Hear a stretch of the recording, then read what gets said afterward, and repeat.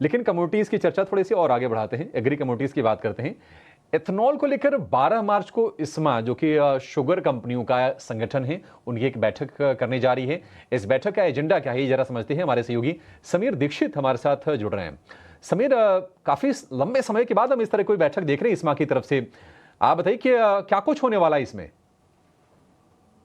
Sugar sector से जुड़ी हुई अहम खबर कि 12 मार्च को शुगर कंपनियां एक अहम बैठक करने जा रही हैं। इस्मा यानी कि sugar and bio energy manufacture association की बैठक करेगी 12 मार्च को, और इस बैठक के दो एजेंडे होंगे। सबसे पहला एजेंडा है एथेनॉल की कीमतों की समीक्षा, और दूसरा एजेंडा रहेगा इंटरेस्ट सबवेंशन स्कीम, जो कि कोऑपरेटिव सेक्टर के लिए है।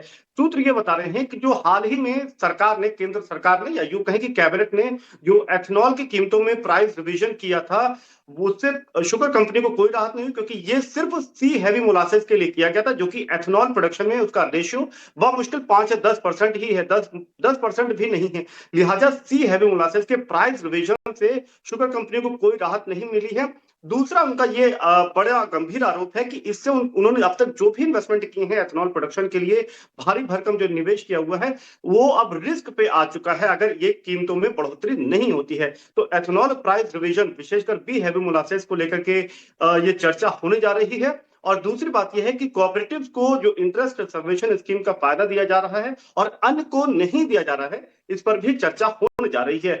सूत्र ये बता रहे हैं कि बैठक के बाद संभवतः एक मेमोरेंडम सरकार को सौंपा जा सकता है इस्मा की तरफ से, और उसका मकसद यही होगा कि सरकार अपने फैसलों पर पुनर्विचार करे और एथेनॉल की कीमतों में प्राइस रिवीजन करे, ताकि जो इंडस्ट्री का जो अब तक निवेश है वो सुरक्षित बना रहे। इसके साथ ही साथ सूत्र ये भी बता रहे हैं कि अगला जो शुगर सीजन होगा, नया शुगर सीजन से पहले ही सरकार से पॉलिसी क्लैरिटी चाहती है इंडस्ट्री बॉडी।